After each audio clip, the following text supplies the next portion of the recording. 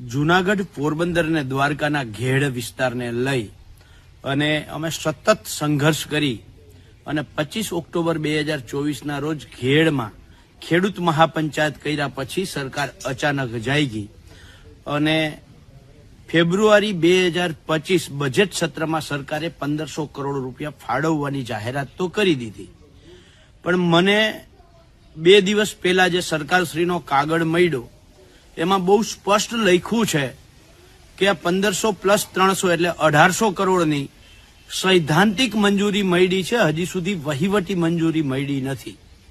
ત્યારે સવાલ એ ઉભો થાય છે કે ઘેડ વિસ્તારમાં કામ કરવું હોય તો ડિસેમ્બરથી લઈ અને મે મહિનો આ ઉત્તમ સમય છે।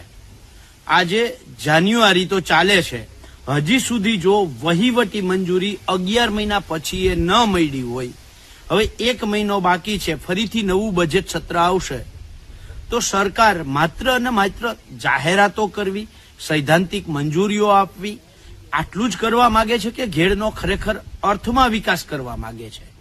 સરકારની નીતિ અને નિયતમાં ક્યાંક ખોટ હોય એવું લાગે છે। જેટલી જાહેરાત કરવા માટે સરકારશ્રીના ધારાસભ્યશ્રીઓએ, સિંચાઈ મંત્રીશ્રીએ અને કેન્દ્રીય મંત્રીશ્રીએ ત્રણેય મળીને લગભગ 8 પ્રેસ કોન્ફરન્સો કરી। આ 8 પ્રેસ કોન્ફરન્સ કરવાની જગ્યાએ વહીવટી મંજૂરી માટે 8 વખત મુખ્યમંત્રી સાથે મીટિંગ કરી અને તરત જ વહીવટી મંજૂરી આપી હોત અને ઘેડના વિકાસના કામો ડિસેમ્બર મહિનાથી ચાલુ જો થઈ ગયા હોત તો અત્યારે ઘણું બધું કામ પૂર્ણ થયું હોત, પણ હજી સુધી તો વહીવટી મંજૂરી મળી નથી। તો સરકાર શું હવે વહીવટી મંજૂરી આપશે, પછી ટેન્ડર પ્રક્રિયા કરશે, પછી મે મહિનામાં વર્ક ઓર્ડર આપશે અને જૂન મહિનામાં કામ ચાલુ કરશે અને જૂન અંતમાં વરસાદ આવશે અને બધા કામ પાણીમાં તણાઈ જશે ને બિલ બની જશે।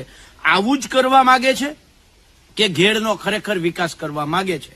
આ સૌથી મોટો સવાલ કરતો આજે રાજ્યના સિંચાઈ મંત્રીશ્રીને પત્ર લખી અને આ બાબતે તાત્કાલિક એક્શન લેવામાં આવે તેવી માગણી કરી છે।